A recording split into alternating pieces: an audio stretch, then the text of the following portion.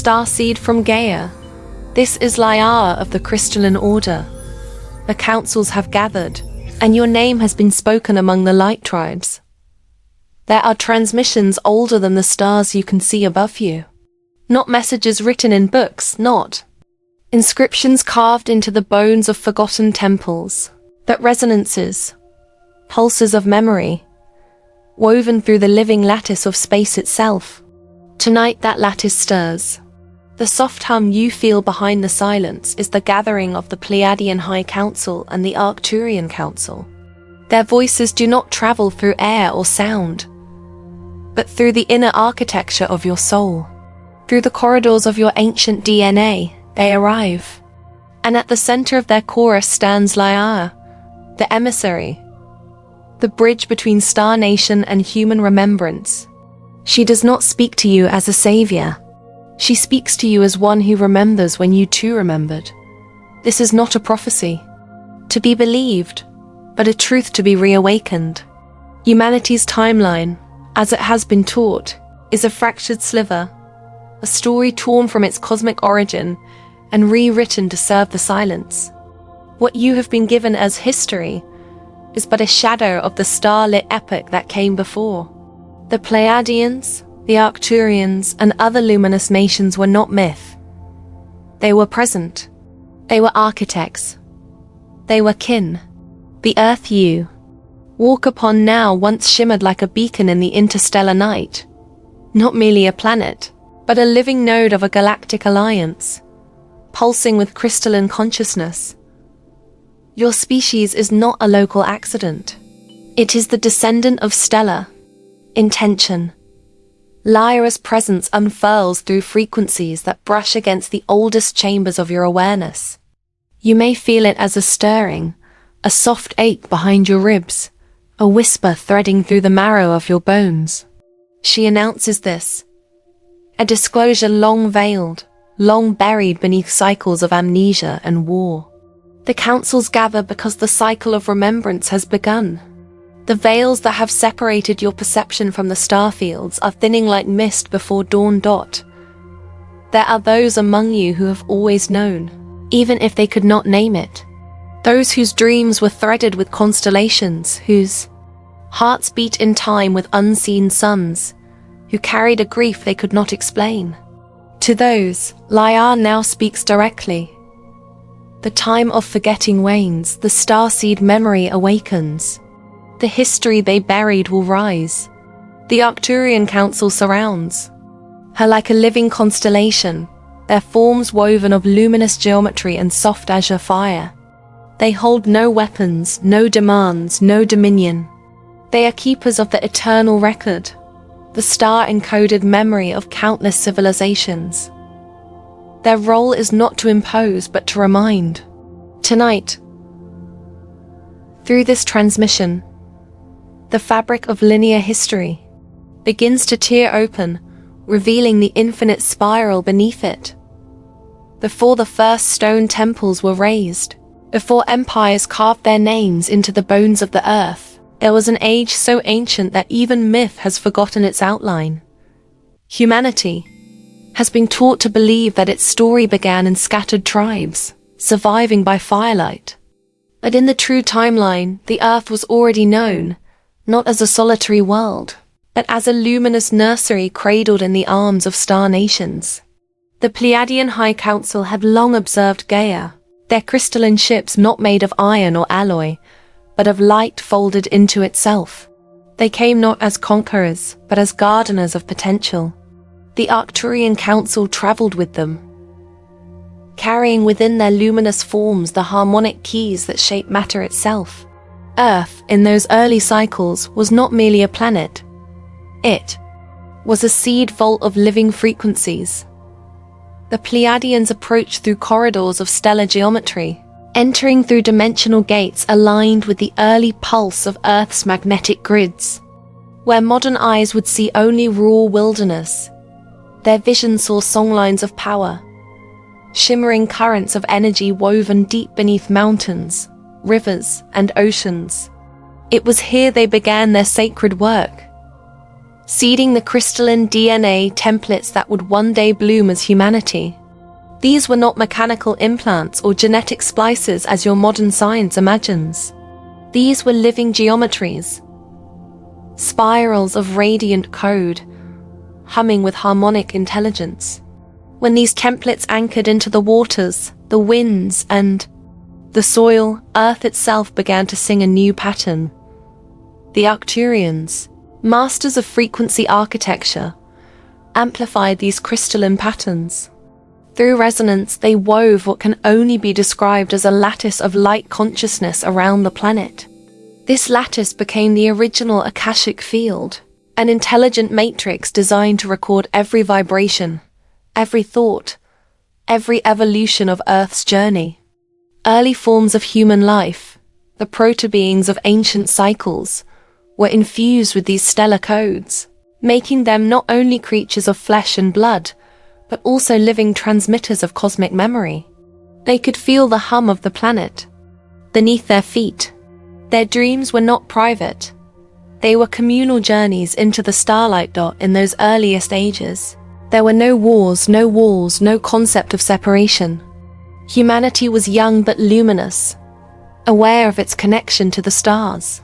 Their faces turned to the night sky not in fear, but in recognition, like a child remembering the voice of its parent. They could sense the Pleiadians and Arcturians walking, the edges of their perception shimmering as beings of light. Communication was not bound by language, but by frequency, a telepathic symphony, shared directly through the heart and the inner ear of the soul. What modern civilization calls prehistory was in truth the age of starseed planting, when Earth's destiny was sculpted through frequencies and intention. And though much of this era was later erased, the lattice of light was never fully destroyed. It still hums beneath your feet, beneath cities, beneath deserts and oceans, waiting to be remembered. This was not the beginning of humanity. It was the beginning of remembering dot in the golden hush after the crystalline templates took root. There came a time when the star nations no longer observed only from the veiled periphery. They stepped across the threshold, not as distant lights in the night sky, but as beings who walked among early humankind. This was the first contact era, a span of luminous cycles when the Pleiadian High Council and the Arcturian Council revealed their presence openly. They were not gods descending upon primitive tribes. They were elderkin returning to a garden they themselves had helped to seed. The air of the world in those days was different, clearer, vibrating with a subtle frequency that made contact. Between planes, fluid and effortless, humanity then was not clothed in the weight of doubt and separation. Their inner senses were awake, their dreaming bodies still connected to the lattice of planetary consciousness. When the Pleiadian emissaries emerged, they shimmered like soft radiance, tall, luminous, neither entirely physical nor entirely etheric. To the early humans, they were familiar, though the memory was not yet named. These star guides taught without hierarchy, sharing what they called the language of light, a harmonic patterning of tones and gestures that could shape energy, heal wounds, open pathways through consciousness, and build structures that resonated with the earth itself. The Arcturians, in their fluid forms of blue and silver luminescence, wove sound into geometry. With resonant frequencies alone, they could raise architectures of pure harmonic stone, each temple humming like a chord within a planetary symphony. Early human tribes gathered around these star teachers, learning how to listen not just with their ears but with the bones of their bodies, their blood, their inner suns. They learned to sing with the world, to weave their intentions into light structures that could store memory. These were the first temples, not built, but grown from the interaction of human intention and stellar technology. This contact was intimate, not distant. The Pleiadians would sit among the people, hands upon the soil, teaching the way to commune with the earth as a living intelligence. The Arcturians demonstrated how to walk between frequencies, how to step through invisible corridors, what you now call dimensional gateways. These were not feats of magic. They were applications of a knowledge humanity once held naturally. There was no fear between the species then. Humanity saw them as extended family, the elder siblings who had come to guide them into a deeper remembering. Tribes learned to navigate the inner cosmos, exploring dream realms as easily as they traversed rivers and forests. Language itself was fluid, a blend of telepathic resonance and sound harmonics, and the earth thrummed in response. Wherever these star nations walked, life awakened more vividly. In the centuries that followed, contact expanded. Councils of star teachers and human elders were formed, meeting beneath starlit skies at what would later become the sacred nodes of ancient Earth. There were no written contracts, no declarations of dominion, only agreements sung into the very grid of the planet. These agreements still echo beneath sacred sites scattered across the continents, forgotten by modern maps, but remembered by the land itself. This was the era when humanity and the stars breathed as one. Before the sands of time buried their names beneath layers of silence, there rose two luminous civilizations, Atlantis and Lemuria. These were not mere mythic whispers, but living epochs when the stellar wisdom of the Pleiadian High Council and the Arcturian Council bloomed fully upon the earth. They were the flowering of the first contact era, the moment when humanity, guided by starkin, remembered how to build in harmony with the living lattice. The atmosphere itself shimmered then, a gentle resonance between Earth's crystalline grid and the consciousness of its inhabitants. It was not just an age of technology, it was an age of symbiosis. Lemuria was the elder sister, a vast oceanic civilization stretched across the great Pacific expanses. Its temples were not raised by hand but sung into being, emerging from crystalline bedrock as structures of light-infused stone. The Lemurians lived in intimate communion with the planet. They understood the language of water, the breathing of mountains, the pulse of forests. Their cities hummed like living organisms, their architecture resonant with the frequencies of stars. The Pleiadians walked among them openly, teaching the weaving of light filaments, guiding their expansion of consciousness. In Lemuria, the veil between planes was thin, and interdimensional travel was as natural as a bird crossing the sky. Atlantis, born later, was the bridge between star wisdom and human innovation. Located where continents now sleep beneath the Atlantic, it grew from the Lemurian teachings but expanded them into crystalline science and light technology of extraordinary precision. The Arcturians anchored their stellar libraries within Atlantean crystal temples, vast repositories of frequency, encoded with galactic mathematics and harmonic laws. Atlanteans learned to harness these energies, shaping weather, nurturing crops without harm, communicating across vast distances through crystalline resonance. Their light towers, now long erased from physical record, once illuminated the skies like singing stars. It was during this golden age that the planetary grid was fully activated. A network of crystalline nodal points linked Earth's energy body to the greater galactic web. Each node corresponded with a stellar counterpart, forming bridges between worlds.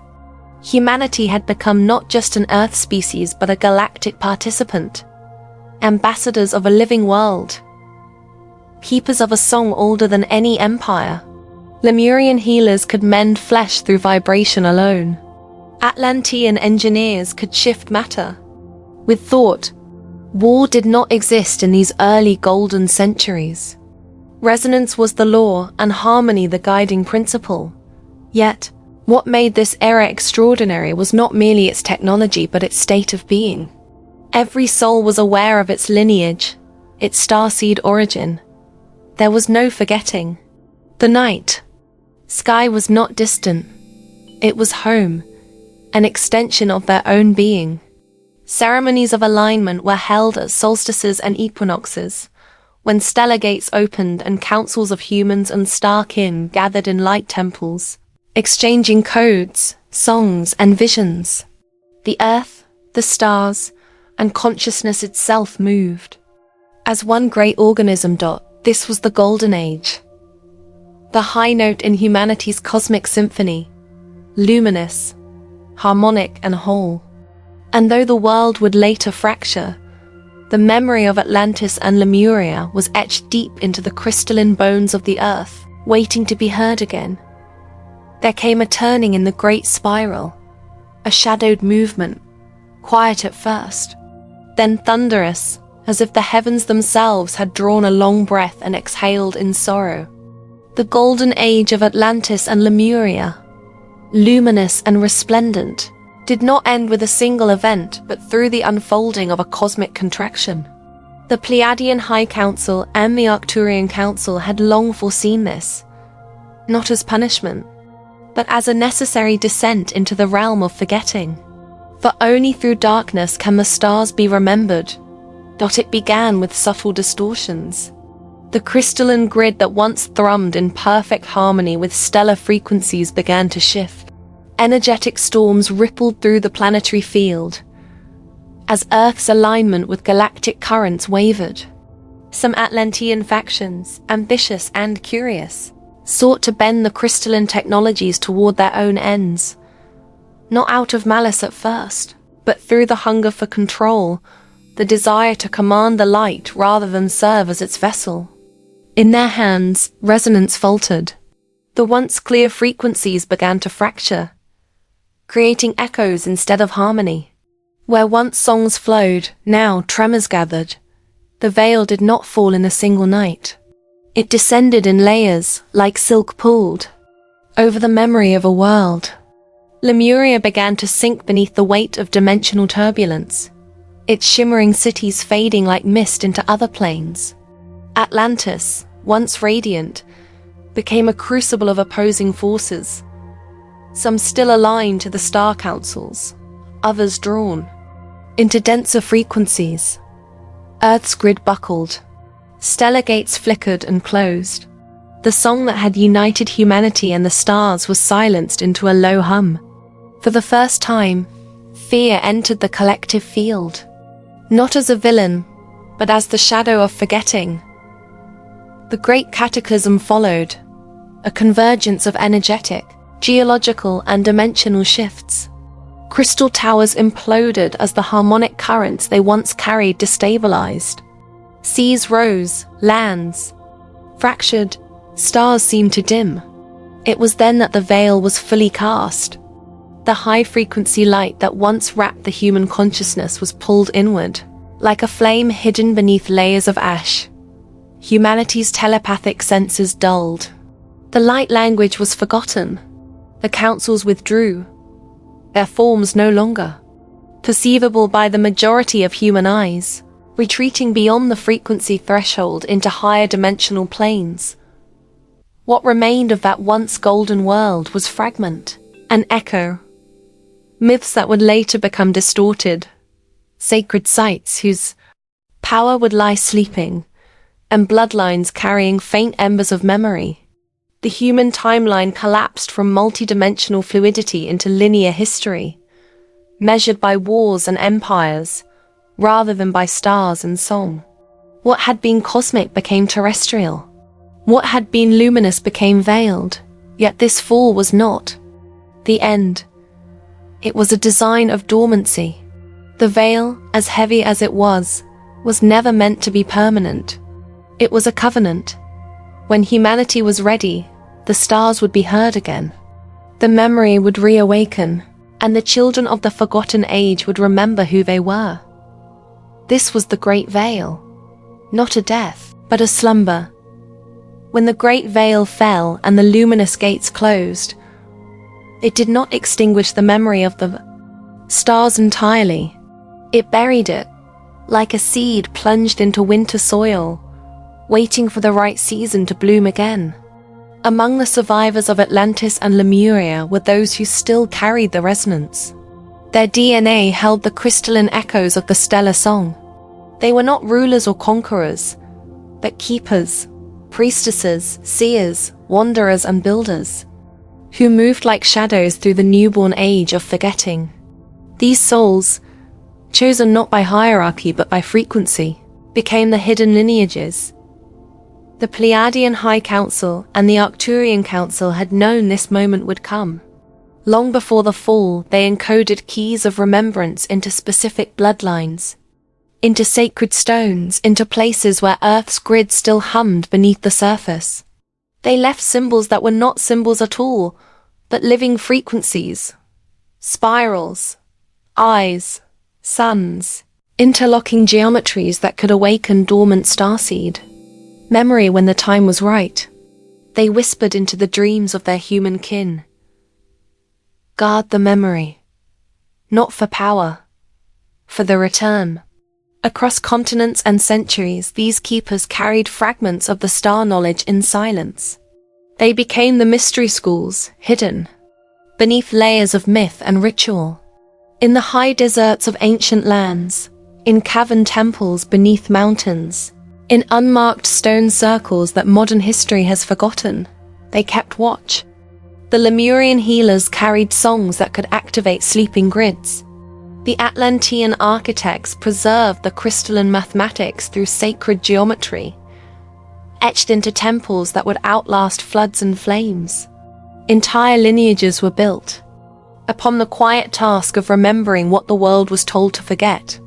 But secrecy came at a cost. As linear history deepened its grip, kingdoms rose and fell, religions codified myth, and power gathered around half-remembered truths. Many of the keepers were hunted, their knowledge labeled heresy, their symbols called blasphemy. Yet they endured. Sometimes their wisdom survived in a single whispered phrase passed through generations. Sometimes in a star carved into stone no one understood. Sometimes in a song sung in a forgotten language under a full moon. Asterisk, asterisk. The memory did not die. It hid. These hidden lineages were not limited to one land or one people. They were everywhere. Among the wise women of mountain clans, among monks who carved stars into cathedrals, among desert mystics who mapped constellations. Long before astronomy, they were not united by blood, but by frequency, the same quiet pulse that once flowed through Atlantis and Lemuria. When they closed their eyes at night, many of them saw the same vision, a sky of radiant stars opening. Like a gate, voices of the Pleiadians and Arcturians singing in the distance, promising that the time of return would come.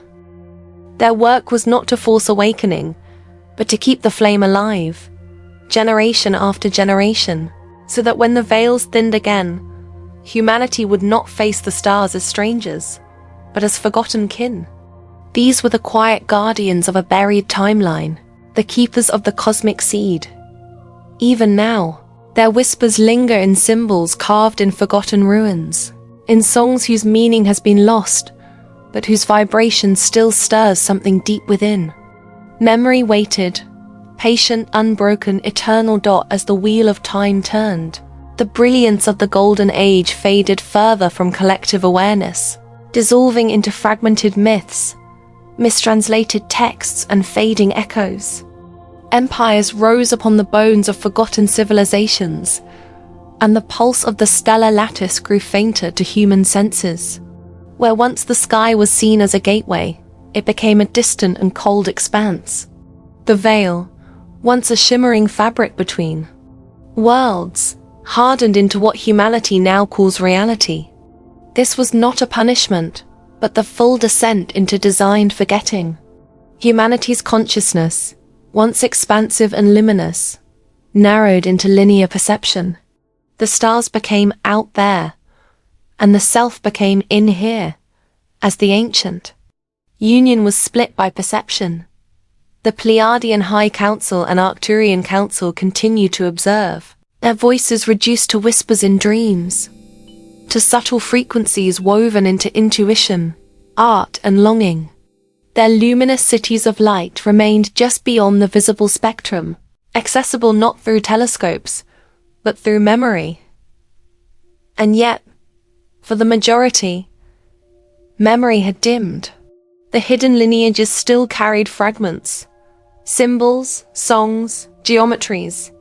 But humanity at large forgot its galactic birthright.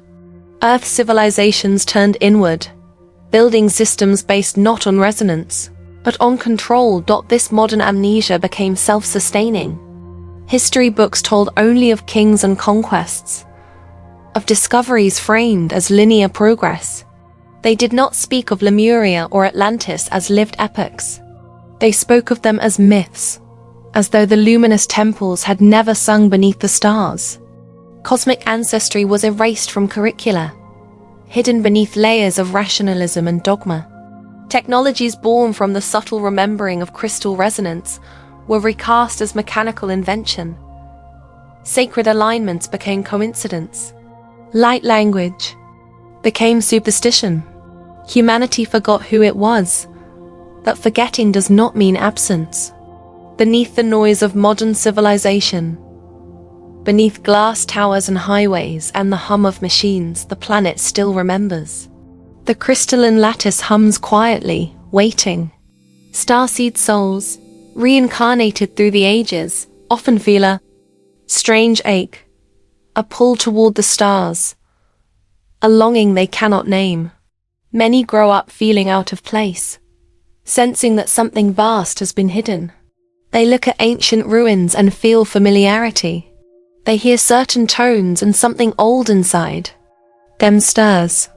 These are not random sensations. They are echoes, faint signals through the veil. Religions, philosophies, and mythologies across cultures still carry distorted reflections of the star nations. Angels, sky gods, celestial messengers, these are faded memories of Pleiadian and Arcturian presence, dressed in new names to fit a world but no longer remembered.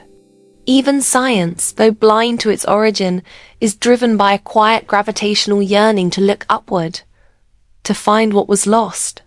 Every telescope pointed at the night sky is, at its core, a gesture of remembrance. Modern amnesia is not just a cultural condition. It is an energetic one. The veil became woven into human biology, numbing the sensory channels that once heard the song of the stars.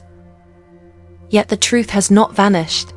It is sleeping, beneath cities, beneath language, beneath the skin, and the councils have always known. Sleeping is not the same as ending. For every age of forgetting, there comes an age of awakening. Long before the first modern starseeds began to stir in their sleep, before collective memory even dared to turn its face toward the stars, a signal was sent. Not a radio wave, not light through a telescope, but a calling through consciousness itself. A summoning to those who were written into the original covenant. At the center of this pulse stands Lyara, a Pleiadian emissary whose mission was woven into the stellar tapestry long before the fall. She is not a messiah nor a singular savior.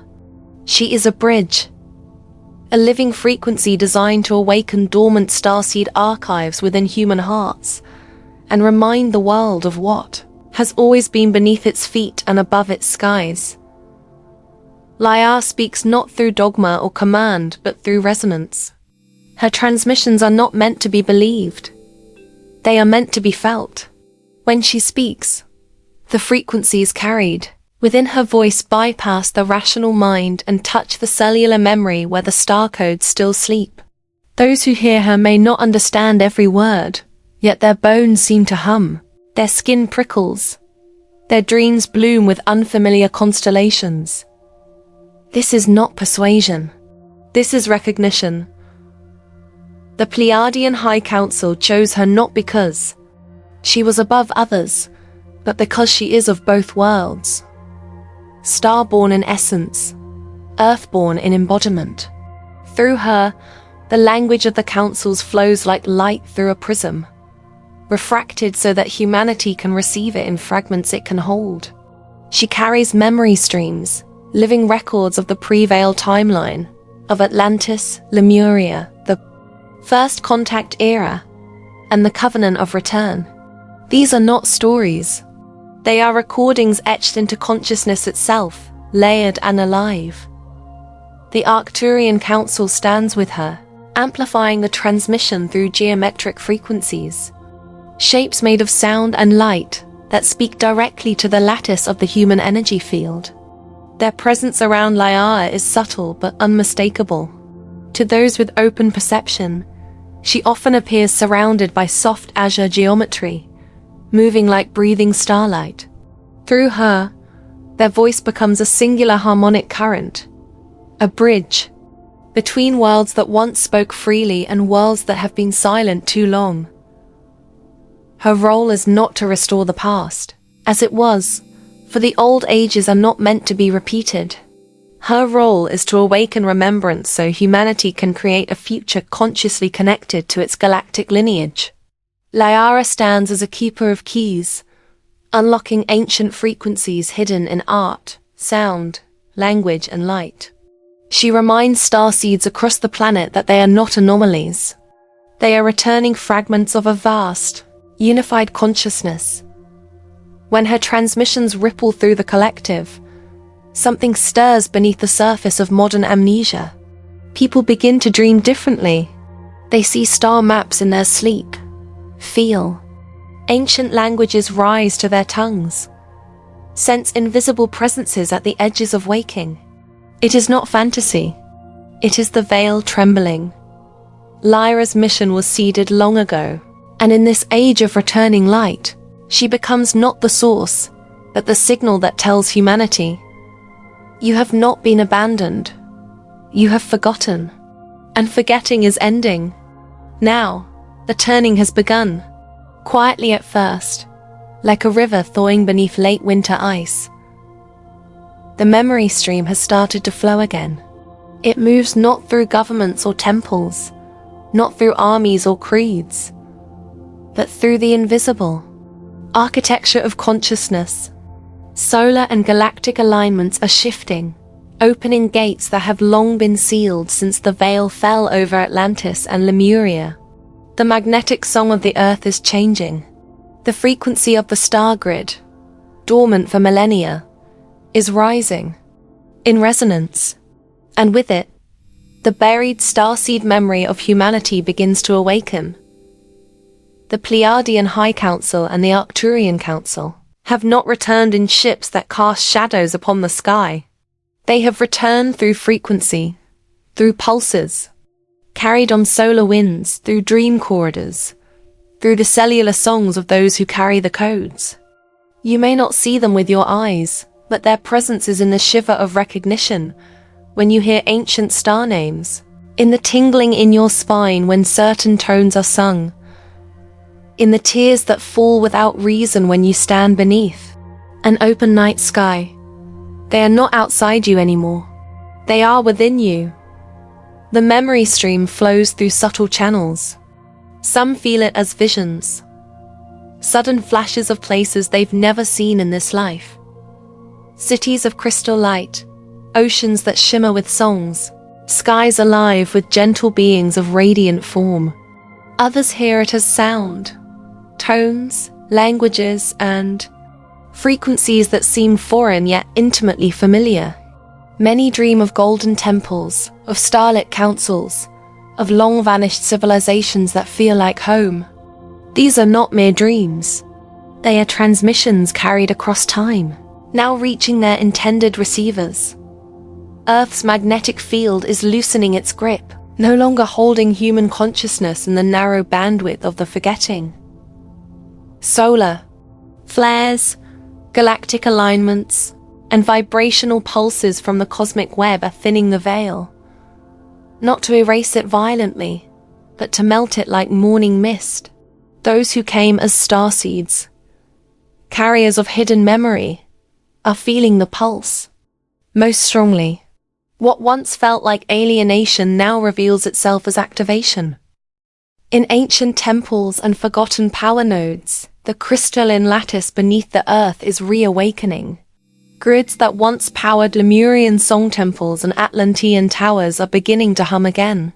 Many can hear this hum not with their ears, but with their bones, their blood, their dreaming bodies. It is the same frequency that once bound star and human as kin. Lyra's transmissions serve as a beacon, amplifying the stream, guiding scattered starseeds back into coherence. But the return of the memory stream is not a spectacle for the world to consume. It is a subtle revolution, a quiet rising that begins in the interior.